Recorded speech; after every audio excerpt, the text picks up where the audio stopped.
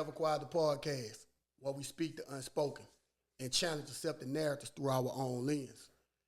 Nothing is off limits and no topic is protected. We may be even talking about you. This is ownership at its purest form. Let's get to it. Yes, sir. So, man, thanks for who all joining and watching this episode of Never Quiet the podcast. We got a special guest inside the studio once again, man. It's great to be back, man. Thanks for tuning in. No matter where you find me at, Facebook, Instagram, TikTok, YouTube. I just want to say I'm nothing without you, man. So, with further ado, first off, I want to tell you guys thank you, the listener. And with that being said, man, we got a special guest inside the studio with me tonight, man. Chill. Go by the name CBG Blackat, man. He's an entrepreneur, hustler, Yes, sir. Business owner, artist, and most importantly, he's a father, man. And we just gonna get through. Yes, God.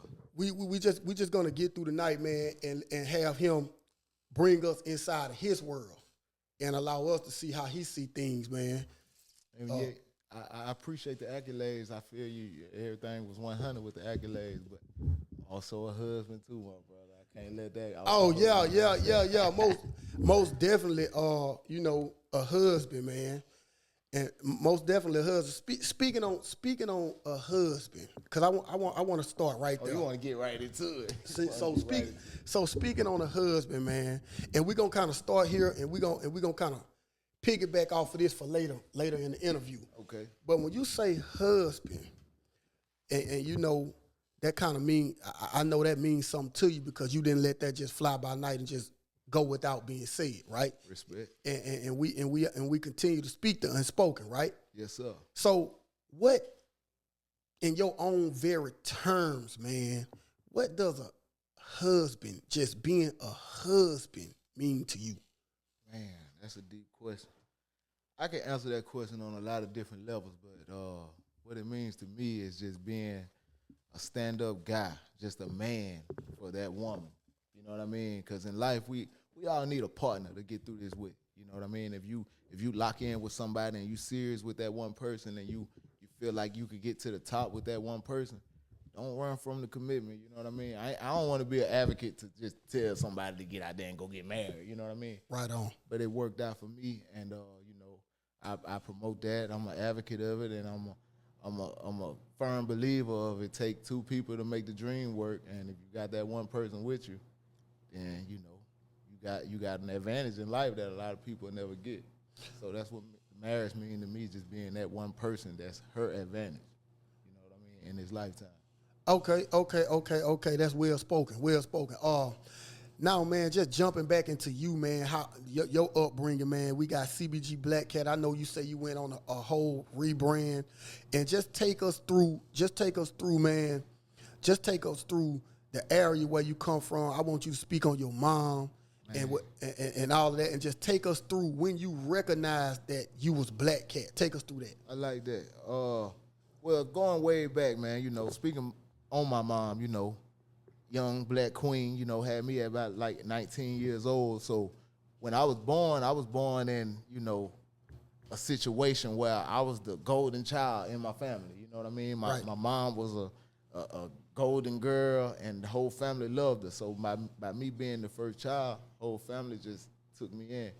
And so coming up in Tomerville, it takes a village to raise a child. You know what I mean? And by my uncles and everybody being already in the streets and ran around and did their thing, a lot of the street guys and a lot of the guys who were in the hood up to no good knew me real well when I was young. You know what I mean? Right. So, of course, they showed me love, and it was reciprocated. Right. I showed them love, they showed me love.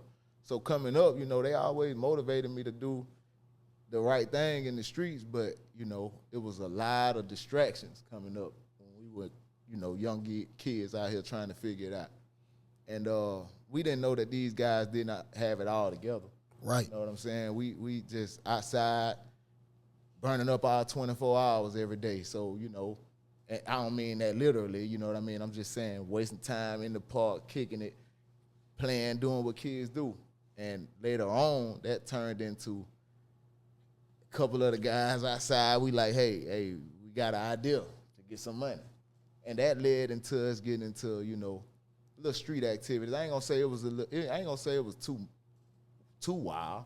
You know, we wasn't never with the robbing, stealing, killing, and all of that. You know, just okay. Let me stop you right there. If when you say little street activity, at what age do you see this vividly? Is this middle school, junior high, high school? What do you talk to? Yeah. I say 6th grade. 10 years old, that was probably my first introduction to jumping off the porch, you know, doing, I don't want to really say illegal activity, but, you know, doing curious shit in the streets and getting out here making a couple dollars or whatever. Remember 6th grade, I was doing my little thing, you know what I'm saying? All right, man.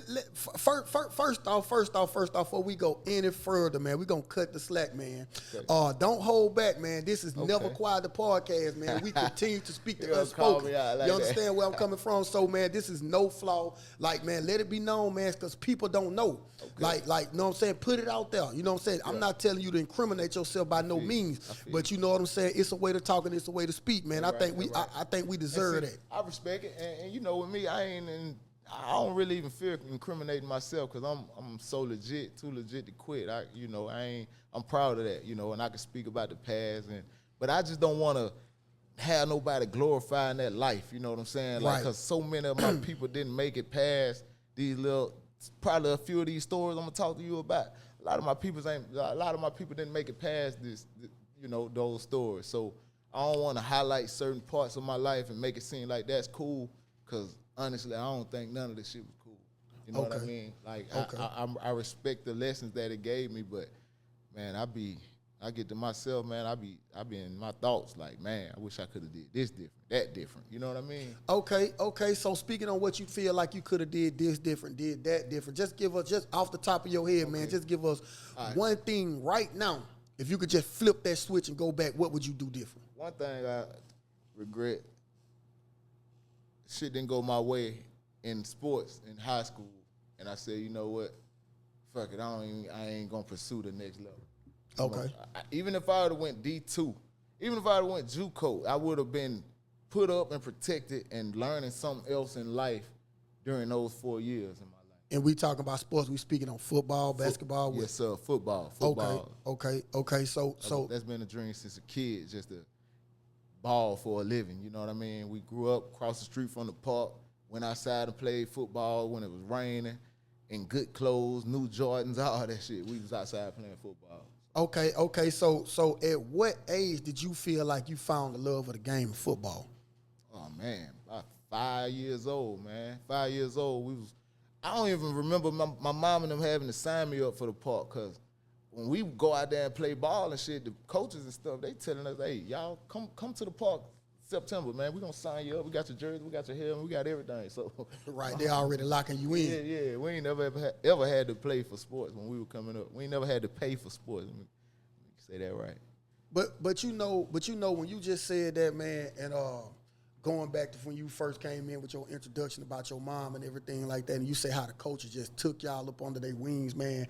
That's part of that village, man. Right. And you know, man, since we speaking on certain shit, man, talking about the village and coming, how you came up, I just feel like that's an element that's missing out of our youth. Like, I don't feel like enough people that are in position, and when I say in position, I'm not talking about from a financial infrastructure. Right. I'm talking about just in position. It could be a basketball coach on the youth level. It could be a football coach on the youth level, soccer, whatever it is. I just don't feel like those guys that's in that position are doing enough knocking on doors and taking back the community. How you feel about that? Man, I love this question here, man, because, you know, I'm heavily involved with sports. Right. Youth sports, to be exact, because my sons, they are the greatest kids in the world. Let me put that out there, you know what I'm saying? But I just love the fact that they into football, because that's what they daddy is into. You know what I'm saying? So I'm there every step of the way with them.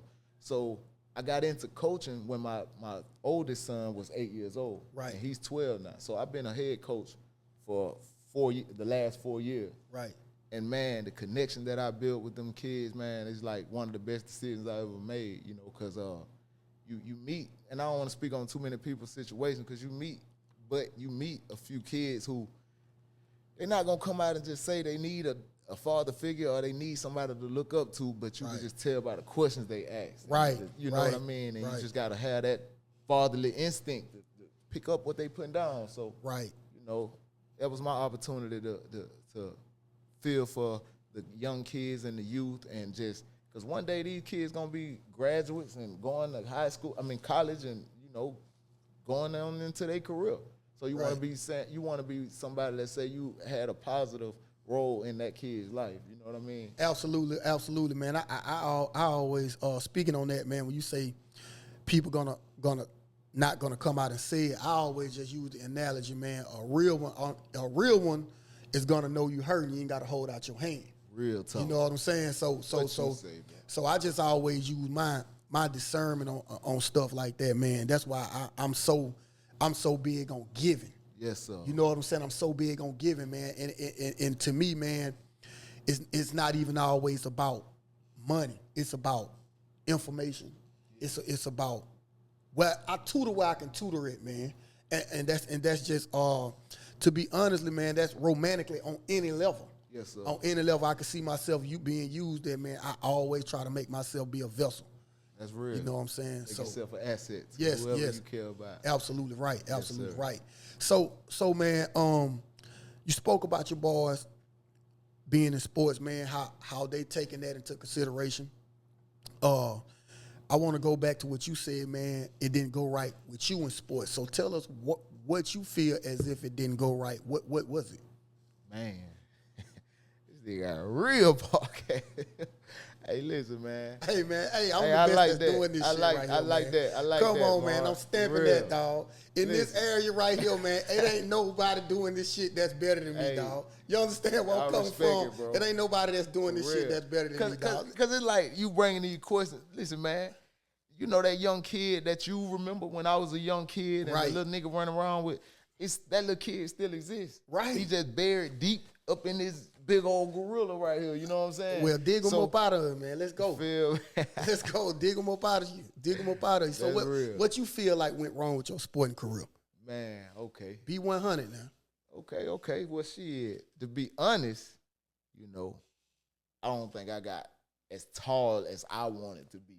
So no, I ain't gonna say it as I didn't realize my height was gonna hinder me from being affect you, yeah. You feel me? Yeah. Being an effective player on the next level. It's like when you get 17, 18, you damn near as tall as you're gonna be. Right. So when I'm come out and I'm a short running back, 5'6", and people coming in and they playing the same positions and they 6 foot 5'11" and shit, and it's like coach's favorite and them. I didn't like that. You know what I'm saying? Yeah. I don't like that shit at all. You know, I'm the type of nigga, if a girl like both of us and you look at him, all right, shout.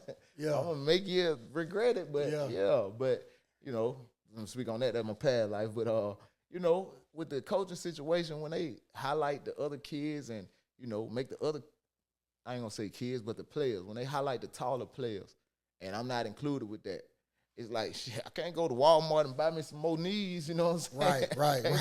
Can't just get taller. Right. You know? So I'm like, I'm going to find what I'm good at my size or my height ain't going to hinder me because, you know, shit. So, you know, I just jumped out there with the music, and I've been in love with the music. The music always been in me, but when I realized I was great at that, it took me away from sports. Like, I ain't going to be 6'5", but I'm going to be a big old dude on this microphone. Okay. What I got to do. Okay.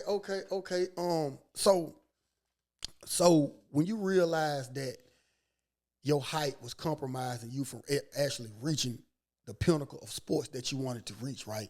Yes, sir. Did you ever find yourself in any kind of heartfelt moment, as far as like we call it mental health depression? Did you ever find yourself regretting anything, questioning God?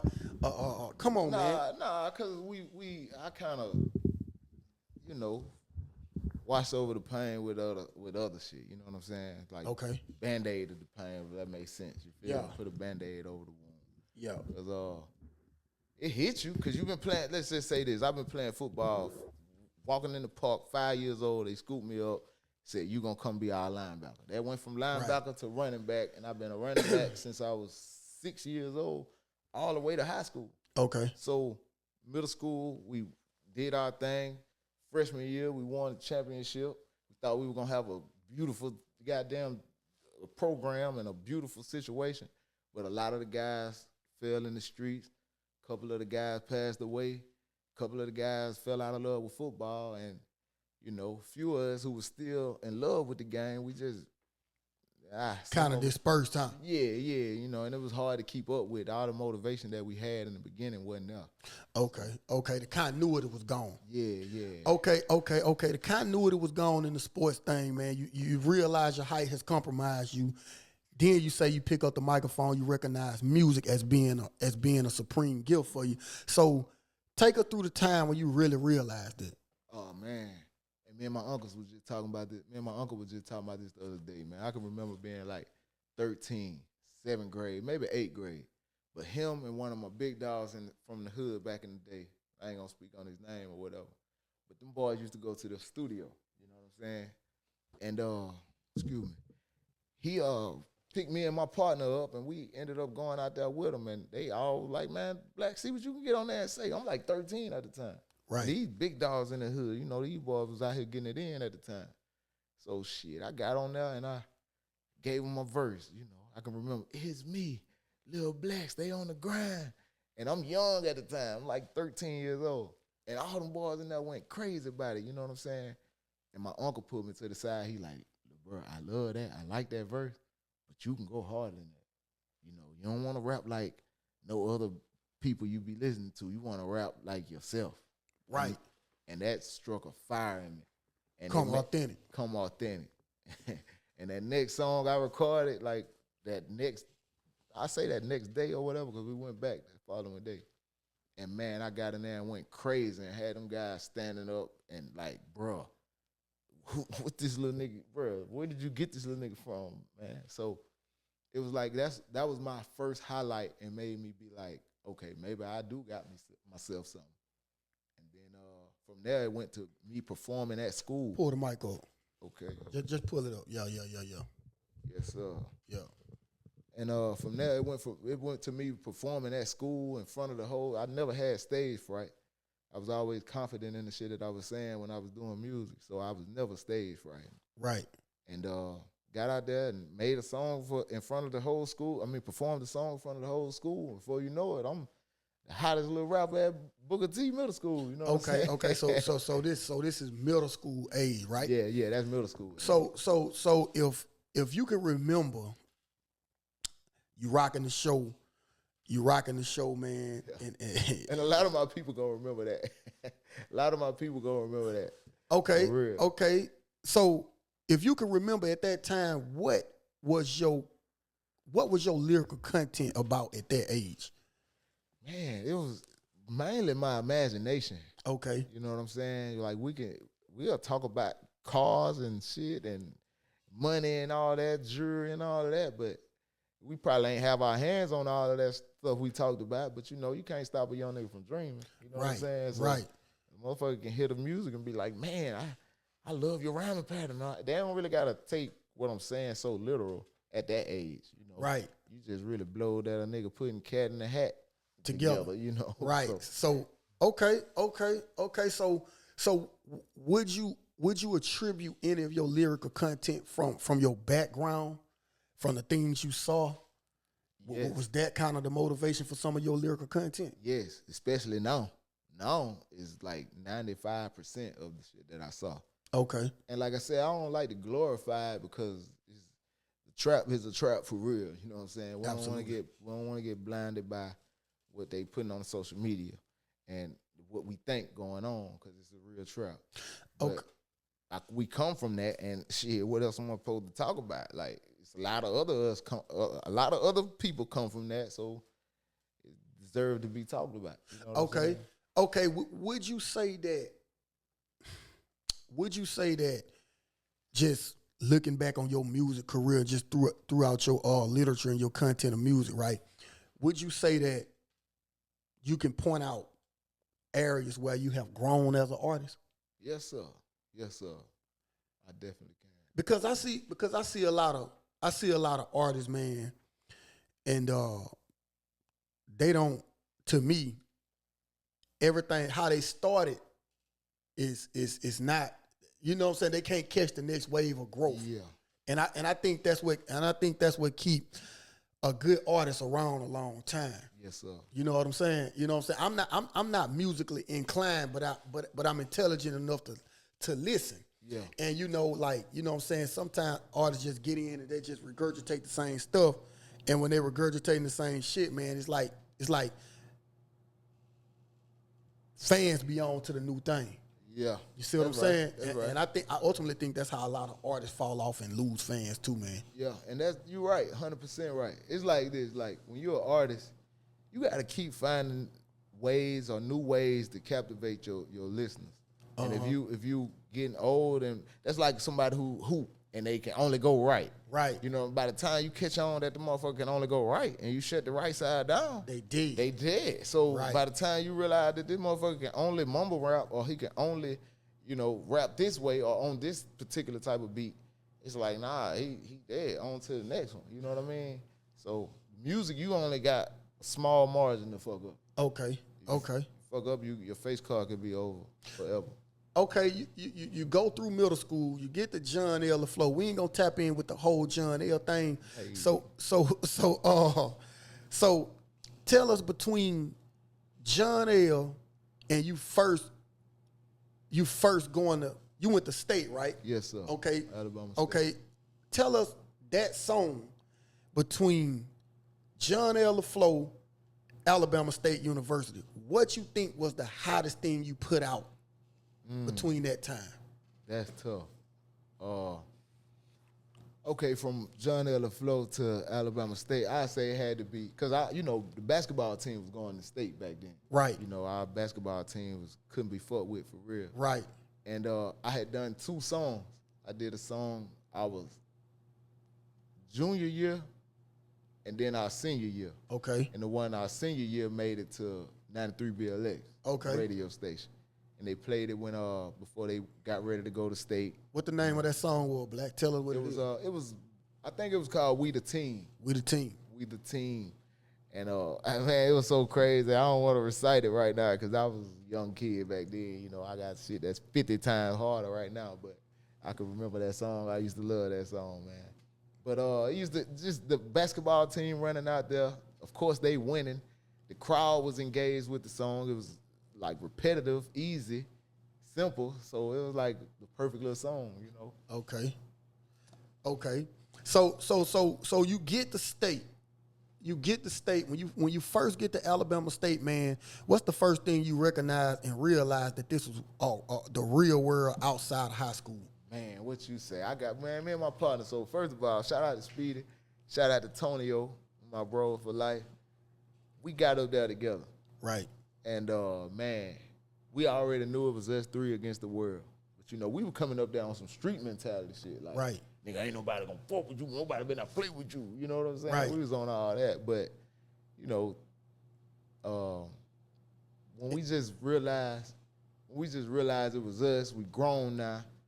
We got, freedom of our own, but we can be our own self-demise, or we can be take ourselves to another level. Right. And first we was all on it together, like we were gonna be in school and do the right thing. But I say by that second semester. And this when you say second semester, we still freshmen in college, right? Yes, sir. Still jits on the campus, right? Right. Okay, so second semester, what started to spiral out of control? Tell us that.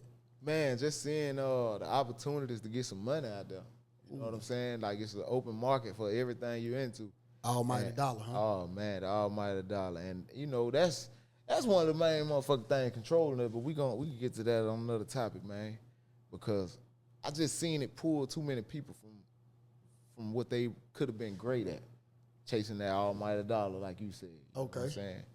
But, back at state, man, we was out there just trying to figure out where we go from here. We young kids, freshmen in college, and all the distractions out there has made it impossible to just go to college. I mean, just go to class on time, Okay.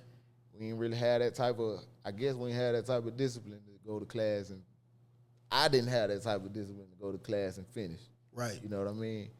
I had the type of discipline to goddamn put my knowledge somewhere else though. Right. Make something else happen. Okay. So, you know, it don't stop there, but I just hate that I ain't finished that first task that I started. I'm gonna say that. Okay, so you hate that you ain't finished the task of going actually walking up out of that place with your degree, right? Yes, sir. What was it that you studying in?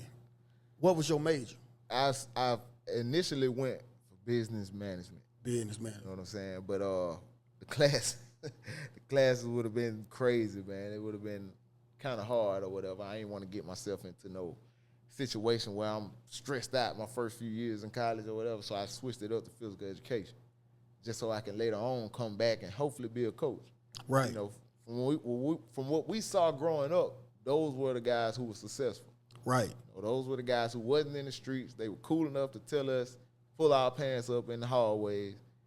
Were the guys who came back to came back to our schools, became PE teachers and football or basketball teachers. Right. Right. So just being young, that's how far our minds stretched. That's what I wanted to do. Right. You know what I mean? And got out here and lived a little bit and realized that life, you know, could be a little bit more challenging. Yeah, it could be a little bit more challenging. You know?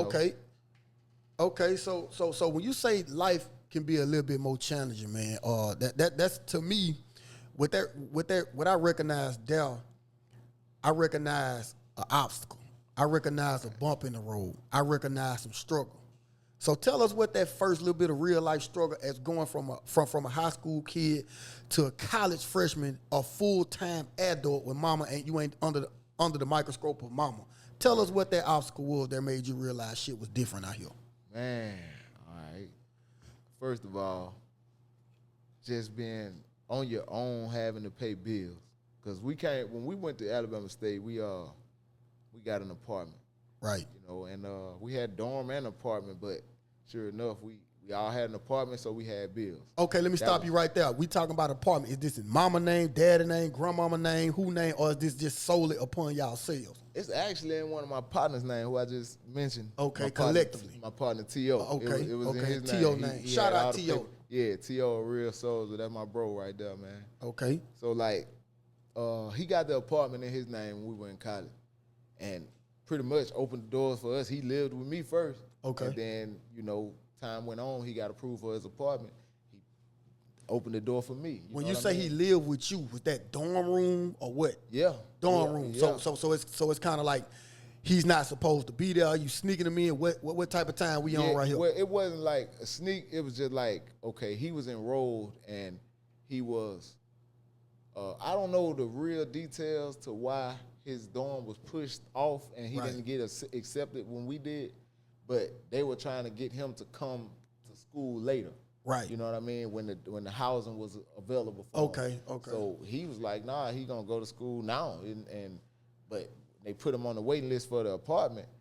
It was like maybe a 3-week hold that they had him on. So that caused shit. Instead of getting a hotel for 3 weeks or 4 weeks or whatever, he came and stayed over at my dorm or whatever, you know. Right. And we really never stayed in the motherfucker. It was just a cool camp spot for us to hold clothes at and, you know, sleep whenever we need to. But shit, we never slept. Yeah, we party. Yeah, we outside, man. Okay. God. Okay. Shout out T.O. giving a nigga a roof over his head, man. I want to clarify that, man. Yeah, man, my brother, man. So what was that first struggle though? The first struggle was, I say, okay, you know, just being real, you know, we got refund checks and all of that.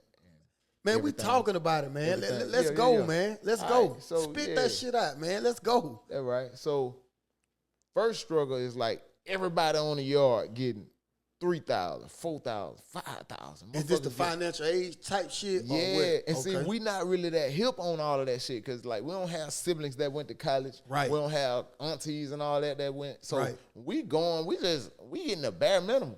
Right. Man, everybody around us got $3,000, $4,000.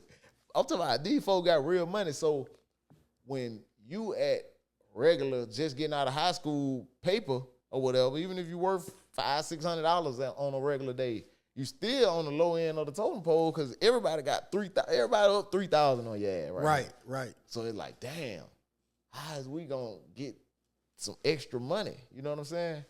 Man, call ourselves trying to put some money together, scope from a local nigga, man. This nigga gone. Fired off on y'all ass. Gone. I'm talking about this nigga got low. So, you know, and we never seen him. Well, I ain't never seen him again, but somebody called me and said, So peep this before we go into that part right there. Okay. Was this somebody that was up there connected y'all with, or somebody one of y'all in your entourage? Honestly, it was a guy, you know, God rest the dead. It was a guy named Schoolie with the Toolie. And he was involved with that little fat situation or whatever, you know what I'm saying? But yeah, Schoolie with the Toolie. He was a local kid, local dude up there. He was older than everybody at state. But he was on campus going to school to enroll. Exactly. He wasn't enrolled. He wasn't enrolled. No, sir. He was just there putting the Mac down. He was up there scouting motherfuckers like me and us. You feel me? So now that a nigga know, now I know what I know. Yeah, so, you know, he up there the whole time, and he see me and my people, we putting down, doing all that thing or whatever. This nigga like, man, bro, I see y'all boy getting it in, man, you know. I got people, man. We got people, man. Whatever, you know, whatever you need, man. Knew it was too sweet to be true, man. I'm all the way in Montgomery, think I had met a fucking friend. This nigga goddamn. Yeah, he ended up flying, you know what I'm saying? Like, you know, and we couldn't catch him, but, you know, I don't even want to speak on what happened to him later on. It wasn't even through no parts of us or me or whatever, you feel me? But, man, they say they found that man like 6 miles from the nearest road. Like in the woods, that far. So you gotta, so you gotta know that was personal. Yeah, so he did that to the wrong people. God damn. But you know, it's Never Quiet podcast, so you know what I'm saying. All this shit getting spoke on. But he got out of there, and you know, we down there declared war on some folks from up there, and we some 18-year-old kids up here in some whole other nigga city. And it was like, man, we getting too deep in the streets, man. We gotta regroup, man. So when y'all regroup, what was the next step? What was the next step in the plan then? Well, it was more so find another route, first of all. So you need another line on the connect, another route like that, or what, just get away from the whole city, or what? Talk to me. Yeah, find another way to get this shit, you know, in our possession. I'm gonna say that. Okay. Gotta stop trusting people who we ain't know, and get ourselves protected way harder, you know. Get a little artillery to keep ourselves a little comfortable while we sleeping in these apartments and shit up here with these folk. You know what I'm saying? And just got a little bit more, got a little bit more militant. Okay. You know, because that was the first time I ever got played. Right. You know, so, and it was a lesson that was worth it because that could have been a bigger lesson than him just running off and never showing his face again. Right. That was easy to do. Right. But he couldn't, I look at it like he lost because he could never show his face again on the yard. Right. You from there. He from there. Right. And can't come back to his own, a spot in his own city. So it is what it is. You think with him not being able to come back, you think that was going to be just a pressure from your entourage or just other people ready to drag his ass too? What would you think about that? Honestly. A little bit of both. I ain't gonna take no ownership by him not. Well, hold up, shit. I do take a little ownership by him not wanting to come back because he knew he had to come back and hand me some money if he ever saw me. Right. But I don't really think he just vacated and vanished just because of young kindness. Yeah. You feel me? He could have been anywhere. Yeah. But I don't think I was that strong then. Like, you know, as far as the put down to make him vanish like that, get out the way like that, like.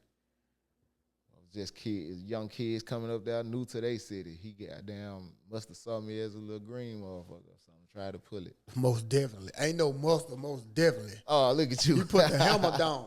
So man, y'all regroup, get your artillery, man, and just start moving a little bit more militant, man. How things was working out for you then? What shit picking up steam or what? Yeah. We saw a lot more motion then, man. We all got everything together and the money started rolling a little better. Lot better, I'm gonna say that. Everybody understood their role.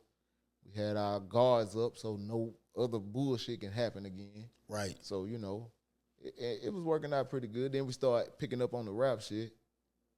The money that we were making was allowing us to do certain shit with the rap, like go up to Atlanta, fuck with my bro and them up there, Young Nino up there in Atlanta, and a few of my people in Louisiana. My bro N.O., shout out my bro Oliver Cyprian, man. Okay. So you start getting a little change, start putting the pipe down on the music shit. You start hitting state to state, Louisiana, yes, Georgia, ATL. Yes, sir. What in that realm, man? When you, what made you just get off course of that? Man, it's a lot to maintain. Honestly, it's a lot to maintain. You gotta keep. First of all, you gotta keep your name active. You gotta keep the music going. You gotta keep the top production. You gotta keep a fire studio. Right. You gotta keep videos going. And it's like it was like I was a one-man machine when it came to the music. Like, I had a team with the others, everything else, you feel me? But with the music, you kind of really be the only person see your video. You and a few more people. Right. You know, so I wasn't forcing everybody to put in the pot with me or nothing like that. I just only did what I could do until I couldn't do much more with the music. I got to do shit in my real life. Right. You know what I'm saying? So I'll take a break when it's time to do some real life man shit from the music. And that be pretty much my downfall for trying to, you know, for excelling to the next level with the music. Because I always have to take a break and, hey, shit, I got to go to AIDT training class for 6 months. I got to go to, you know, CDL school or something. You know what I mean? Right. And that'll take away from the music. Yeah. Real. Yeah. So, man, you spoke on something that about when you talking about the music and you say you had a team outside of that, but you didn't just had no designated people that was moving the way you wanted to move with the music, man. You know, a lot of people get it twisted when you say like the lyrics, like you keeping your name fresh.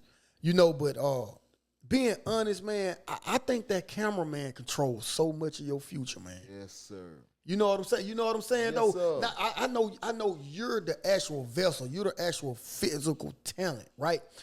But that goddamn cameraman. Man, what you say, bro? Oh, my God. And you know what? I learned that. I already knew that, and you're right, 100%. But that Mardi Gras video, have you saw that? Yeah, we gonna get that. We gonna get there. We gonna get there. We gonna get there. Shout out my cameraman, man, because that right there, bro, that man put in exceptionally great work, man, and I can't be more appreciative of him for that. So, okay, like, you're right. That cameraman, he's the one. Right, man. A lot. If any artist, like I said, man, I have no connections in no music industry or nothing, but if anybody listening, man, that's doing anything that they want somebody to see or hear about, man, that telephone camera, man, that DSLR camera, whatever you got, man, please get in front of a camera. Stop being camera shy, and just put yourself out there, man. You will be surprised. Because we look around and shit. I know you with the music, like, and even with this podcast shit, I see a lot of people that's doing stuff. But, you know, it's not even about the talent, man. Right. It's how many people that have eyes on you. Right. You understand where I'm coming from? Yes, so, sir. man, shout out to cameramans across the globe, dog. What you say, you guys bro? control so much of this shit. Respect, bro. But especially the ones who more than willing to pull that camera out for their people and like, bro, I like that, bro. Boom, let me get that for you, bro. Absolutely. And that mean the world, bro. Absolutely. Yeah, that mean the world. Okay, okay. Let's take us through when you first get out of the college thing, when you realize, man, this shit ain't for me. You moving back home. Talk us through that. Man, it's crazy you asked about that, man. This motherfucker got all the right questions, man. Like, when we first moved back, I still had a college mentality where it's like, I really kind of was a party animal, but I wasn't a wild man. Like, I'm the guy who in the back of the party, like, I'm just watching everybody, but the party is going on because of me. Right. Type shit. You know what I'm saying? Right. Like, these are all my friends. These are all my partners. These are all my homegirls. these are my people. They came to this party because Blackat here. You know what I'm saying? So I ain't have to be the one to drinking the most or none of that. You know what I mean? But when I came back to the city, I kind of had that same mentality. Like, yeah, I invite my people from over here, I invite my people from over there. For you know it, it's 20 motherfuckers in a house. Right. You know, and this was every day when I was just being in the city and being in the spot with my people. Like 20 people in the house every day. Right. And that turned into somebody backstabbing me. Right. You know what I mean? Backstabbing. Talk to us about the backstab. Yeah, what man. is it? What is it? Female, product? What? Talk to me. We don't know. You know. Tell us. Right. You right. Okay, so, you know, I'm going to say this, you know. It's rough to speak on it, too, because, you know, nah, fuck that. It's all good. But little motherfucker who I felt was all right with me, you know what I'm saying, showed me a whole lot of fake love, you know, crooked smiles and shit. Ended up tried to put a little team together against me, and you know what I'm saying, they knocked on the door. And we was all in the house off guard, you know what I'm saying? We was in some old niggas' hoods. Naked. Naked. Yep, we was naked. But like I was saying, we was college boy swag, like green beans for real. You know, we thought we was still street, but you know, no, it's levels to that. So we in some other niggas' neighborhood, and we doing our thing. We talking about in the city, Mobile, right? Yes, sir. Okay, get you know to what I mean? We in their neighborhood doing our thing. You know, like I say, I used to have 20 motherfuckers at my spot. Right. You know what I'm saying? So they see this house rolling every day, all day. So, man, these motherfuckers decided they wanted to put together a little team to come over there and draw guns out on us. You know what I'm saying? So that's the first time I ever been in that type of situation. Like, and even when the little niggas knocked on the door and put their foot on the door, like, put their foot in the doorway, it was like, man, get up, or whatever. Man, listen, man, I almost grabbed the little motherfucker and just pulled him in there and snatched him up or did whatever, you feel me? Right. But I thought about it. There was multiple of my people, my loved ones was in the house, you know. And I ain't want nothing to go crazy because the little nigga was scared when he came in the door. So it's like, you know, do I risk it all and just reach for this gun and just beat this motherfucker to death, or just, I don't really know what to do right here. So, you know, I just told him, like, bro, listen, y'all the nigga, get the little shit out the table, go on dip, because you just don't know how bad you just tripped, bro. And then the nigga looked at me in my eyes, and he wanted to say something rowdy with me, but he had to feel me. Yeah. Because, you know, you just tripped. You just don't know what you just did, bro. Just go on dip. So you go from Alabama State going through a situation when dude nose dive on you with the bread. You go back to moving militant, and then you get all the way back home. And you just got too comfortable. What you thought it was just real love, or what you thought about Cat? Yeah, talk to me. I mean, if I with the people before I went to college, if I would have had all 20 of them or 20 of them groups of people, you feel what I'm saying? 20 people out of that group of motherfuckers who I was really cool with, it wouldn't have went like that. You know what I'm saying? But me going out the city, and it was some critical years, you know, 17, 18, 19, 20 years old. Right. A lot of niggas that went through a lot of stages and a lot of different changes in their life. Absolutely. So, you know, you might have a kid who was a cookie cutter kid and AB student, and shit, that 18, 19, 20, that hard knock life hit him. Now this nigga is a robber, a taker, he's shiesty. You feel what I'm saying? And it's like I'm coming back around seeing different people with smiles on their face thinking that they the same type of motherfuckers that I left before I went to college and shit. These not the same people. Right. And I had to realize that. So it was me trusting one motherfucker that I thought was solid, and it got me in that situation. You know what I'm saying?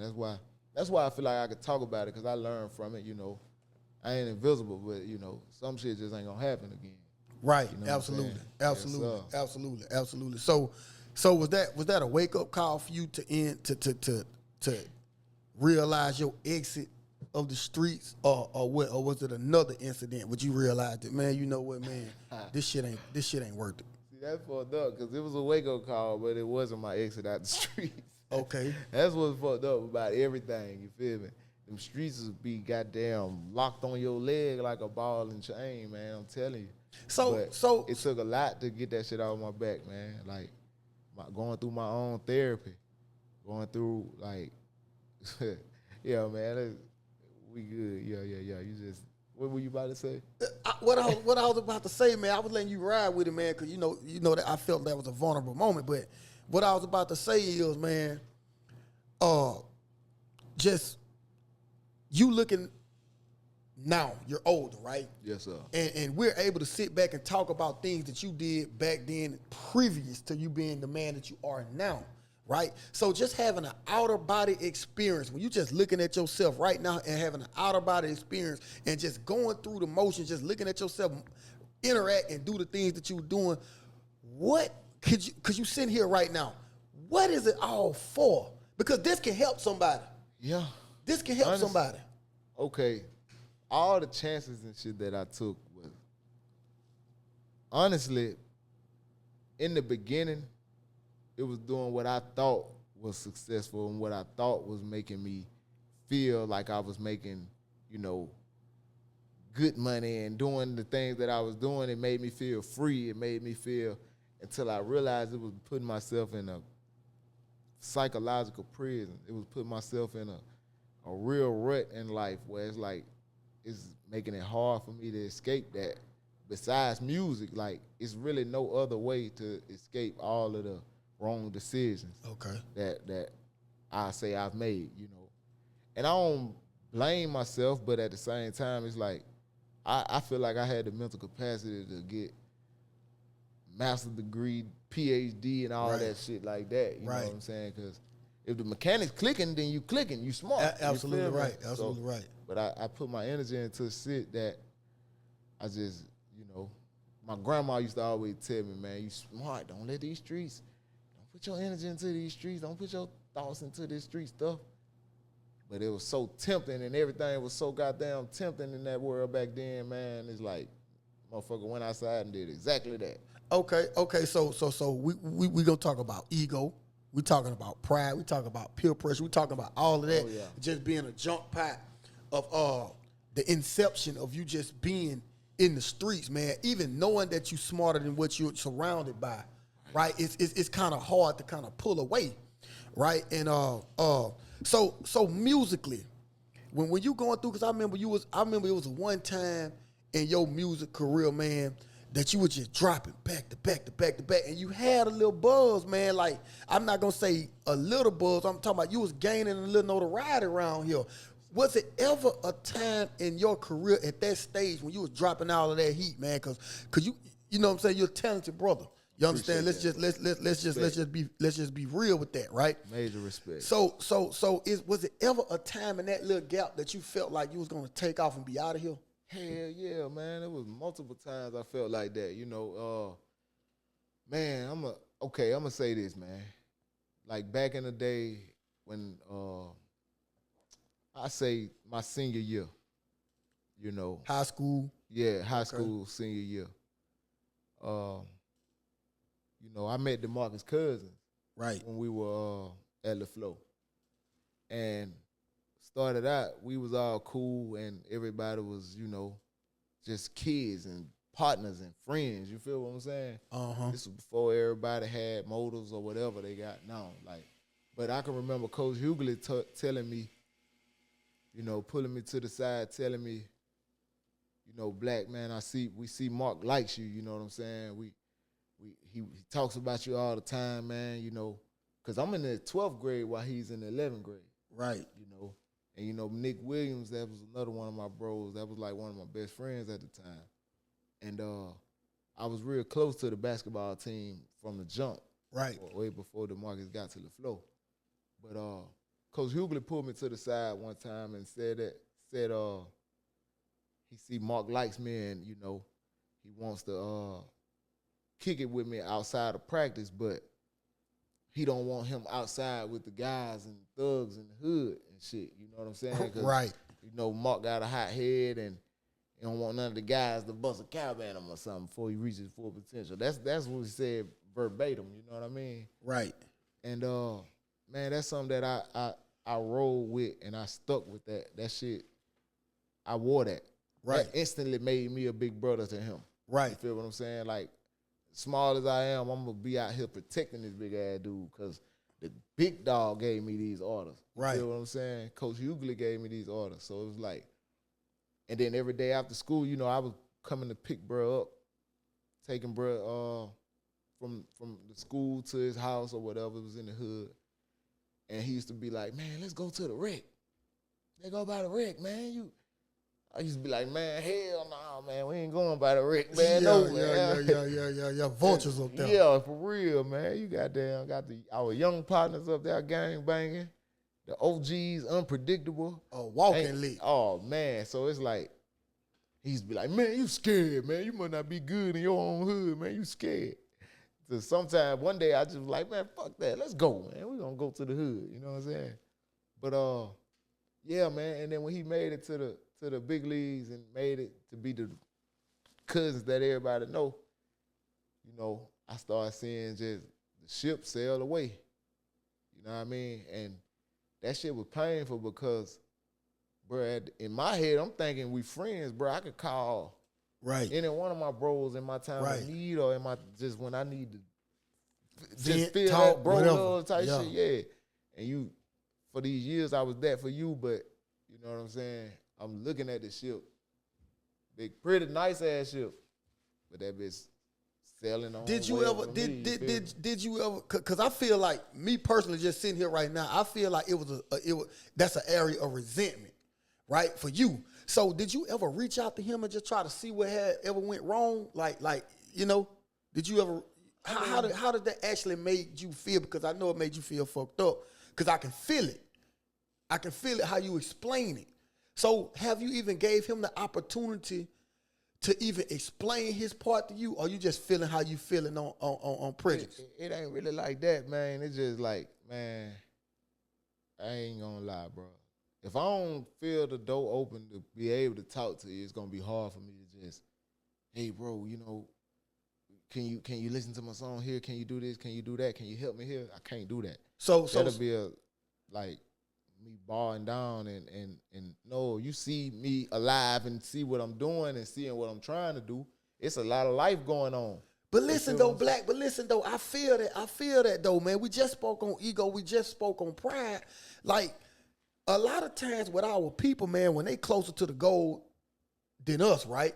Not saying that we ain't got no talent, not saying that we can't, but, you know, that's why I say, like, what if the plan was for him to go do his thing, reach back and help you, and you just didn't put out there? I love that, and that'll be gangster. But the thing is, a lot of life then went on in the midst of all of these days, man. When every help don't have to be monetary.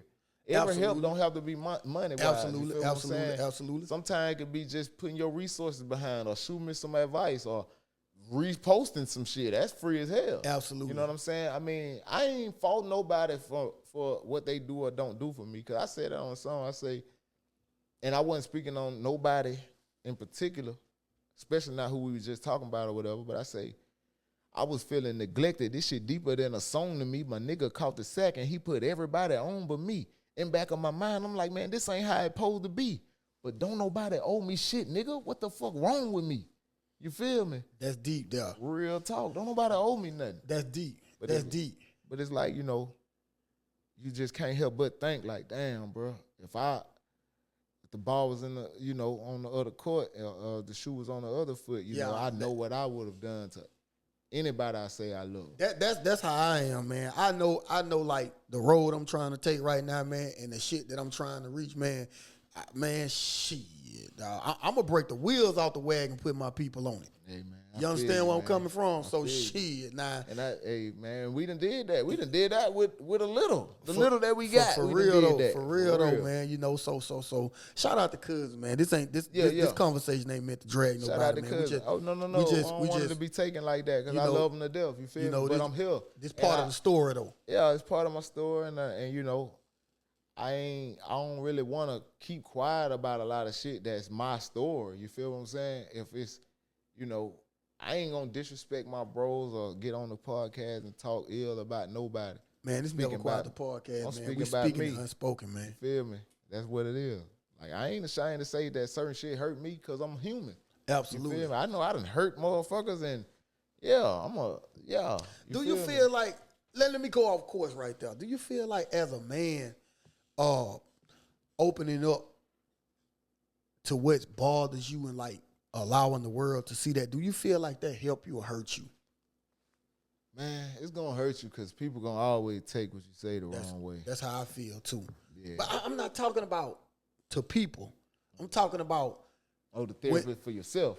Right. When you open up to people and allow them to know what they have done to you, do you think that in the long run helps you or hurts you? Because I know how I feel about it.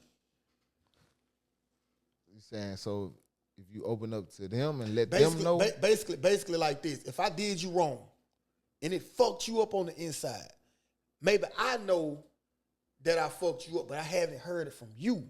So when you tell me how it made you feel, where do you think that puts you at in a stance for me at that point? Do you think that give you a plus or a minus? I think it give me a plus. Okay. I got it out my chest. Okay.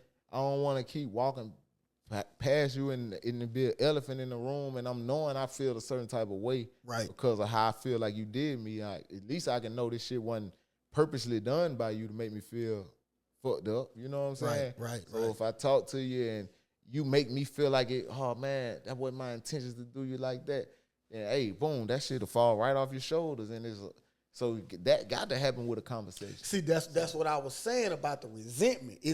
Was that just something that, back to the cousin situation, was that just something you resented? I mean, you was feeling, you know what I'm saying? Because it may be so, because bruh busy as fuck doing certain shit. Oh God, absolutely. I know this like a motherfucker. Like, but my thing is, it's a lot of life going on. You feel what I'm saying? Right. 365 days out the year, and it's 24 hours, and each one of them days, it's a lot of shit, a lot of challenges we face, a whole lot of shit going on. You feel me? I feel you on that. I feel you on that. You know, and it's like one of them ticks out of the day, a nigga might need you for something. You feel me? And if you make yourself not available, then it's like, how else am I supposed to feel? Yeah, you know what I'm saying? I think for me, just for me, and I know this highlights you, but since we right here, I'm gonna say it for me. I think for me, the worst feeling in the world is feeling unappreciated. Yeah. And I wouldn't even say respected, because I don't look at for everybody to give me respect. You understand where I'm coming from? I feel you on that. You see what I'm saying? Because I stay within the parameters of what I'm here to do. Yeah. And get what I always say, you ain't gotta respect me, but you ain't gonna disrespect me. Absolutely. Real shit. So for me, man, like when I'm intimate with something, and I'm talking about not on a sexual level, but I'm just talking about when I'm intimate with some friends or whatever, old lady, whatever it is, if to me, man, if I feel unappreciated in an aspect, dog, it's just like I can't never trust again. You see what I'm saying? Yeah. Because for me, like, I be wanting to be able to. You got to pick up what I'm putting down. Oh yeah, hell yeah. You know what I'm saying? You got to see that shit vividly, man. Like, come on, man. No, and that's on every level though. Yes, sir. You know what I'm saying? So if I'm going through something with a friend and they ain't there for me like I'm there for them, I just feel unappreciated, and I just emotionally and mentally check out, physically too. Yeah. You know what I'm saying? Like for real though. Yep. So go ahead. Yeah. I was just finna say, me too, man. And I feel like it's the safest thing for me to do for myself. You feel me? It's just what I don't expect nothing from nobody ever. I don't even expect the people who I think supposed to fuck with me to fuck with me. I don't expect it, because I'm sick of being let down, sick of being, you know what I'm saying, my back. I ain't gonna say backstab, but I'm just sick of being let down. You know what I mean? And a nigga love too hard, and I extended my love. People done seen the work that I put out, showing my love. Right. You know what I'm saying? So I ain't had nothing else to give. You know, when you say you're not expecting it, right? I I think that most of our letdown collectively come because we expect too much.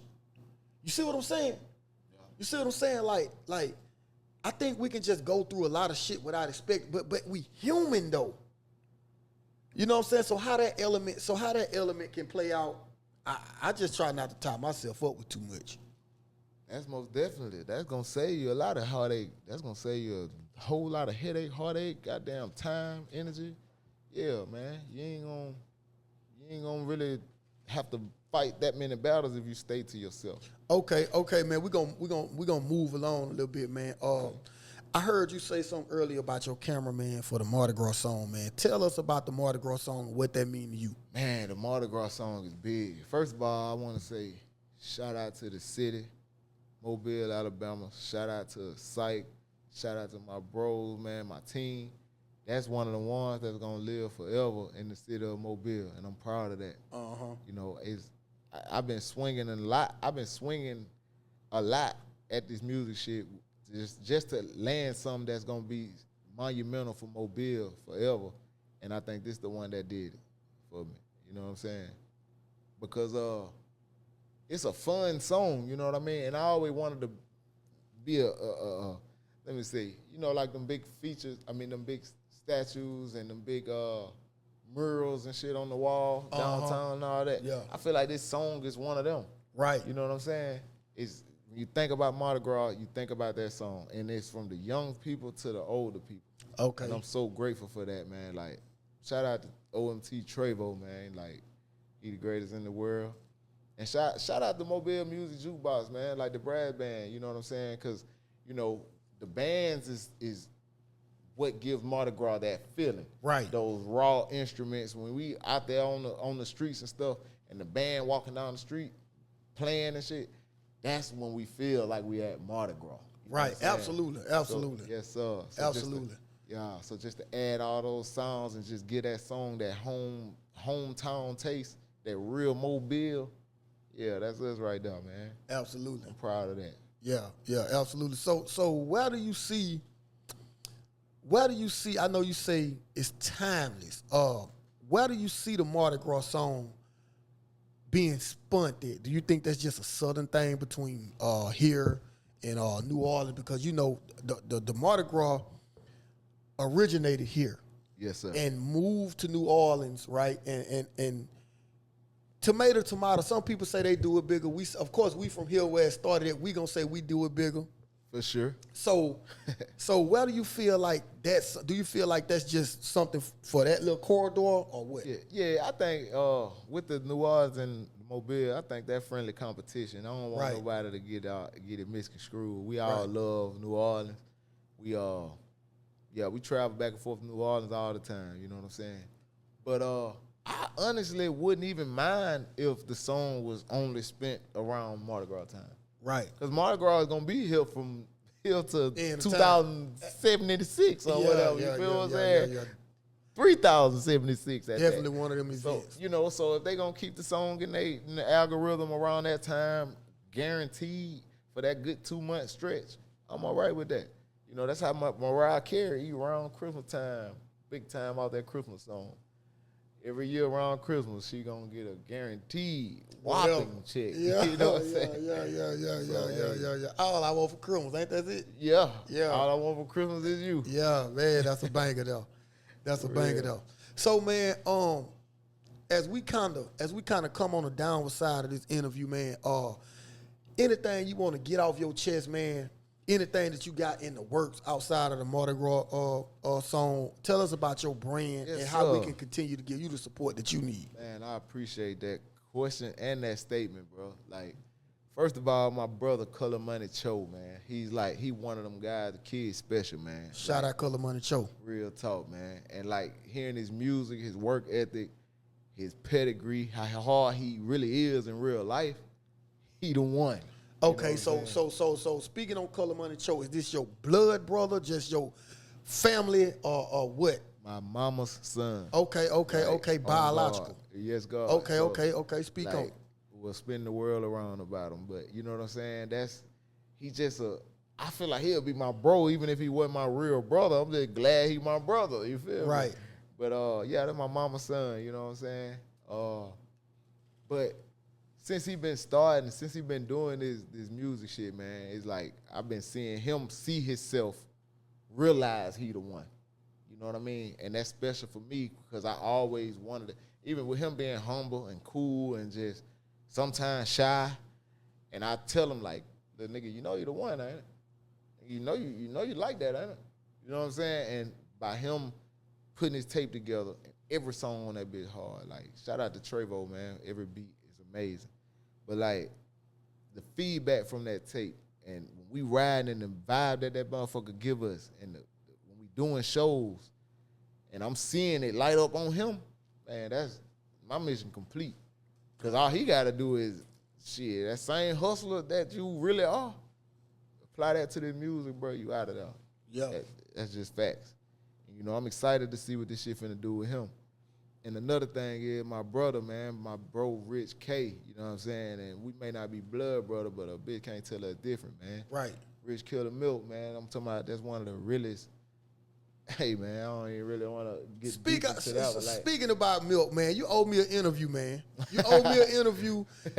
You Milk, gotta come down and sit down. Get a man. You owe me an interview, man. So Yeah, calm down, man. Clear your schedule, man. Let's talk about it. Real talk, man. Hey, but that dude right there, bro, he's special. So to hear him locking in on the music shit, I'm excited about that, man. Yeah, he got a story too. Real talk. A bro. real one. Real one. So, and just how he handled everything and how he backing us and just, you know what I mean, just making sure he on the scene for the video, on the scene for, cause I ain't gonna lie, bro, like got a million things going. You know what I'm saying? This shit like ain't nothing like support. Yeah, real talk. And from certain people, it's just, that's why I say, man, yeah, all it takes is a little support, man, to change somebody's life, help somebody. You know what I'm saying? You just never know what you could be doing for them just by offering a, hey, yo, bro, I see you, boy. Just stay on them, boy. All right, now. Boom, hang up the phone. Okay, so Color Money Choke, is this a CBG product or what? All right, honestly, man, CBG is like, it's more of an intimate, like, you know what I'm saying? I'm going to say internal, like an internal group. Okay. It's a group inside of a huge group. Right. You know what I mean? Color Money, the lifestyle, that's like our street, our team, you know what I'm saying? I don't want to categorize it as a street team, but right. A bunch of businessmen come together and a few women, you know what I'm saying? And it's just a Color Money lifestyle. We all chasing it in our own ways. It's just a Color Money lifestyle, you know what I mean? But CBG, that's some family shit, you know what I'm saying? Family only shit, like Charles and B grandkids. And okay. You know what I mean? And it's struck up from, you know, me, Trevo, Color Money Cho, you know, everybody, all the members are Charles and B's grandkids. But, right. You know, when we lost them, it caused us to come together for real. Right, you know what I mean? right. And we put down all other street ties that we were tied to and made it all about family. Right. You know what I mean? So that's why I rebranded myself with the CBG Blackat. And yeah, I'm super grateful that I even went that route because I've been going up and doing better ever since. So you do see it moving in ways that you didn't think it was gonna move for you, huh? Yes, sir. Yeah. Yes, sir. That's what's up. You know, it's funny. Some people think my name's CBG. Yeah. Some people, hey, that's a dude, CBG. Man, I was almost like, man, what's CBG? But all right, then. Yeah. Because you know, when you search just Blackat on YouTube, it's a million other things pop up. You know what I mean? Like shit that's unrelated to music. It's right. like, yeah, it might be black cats literally or whatever. It might be cartoon paintings or whatever, you know. But when you type in the CBG Blackat, it gets straight to the point. It gets straight to my music. And right. That was a good little feature. I mean, a little filter to, you know, help sprinkle out. in there. Yes, sir. Yes, sir. Okay, so Charles and B grandkids, man, outside of the Color Money Show tape, do you guys have any other things coming about? Yes, sir. Got some shows coming up, man. You know, Mardi Gras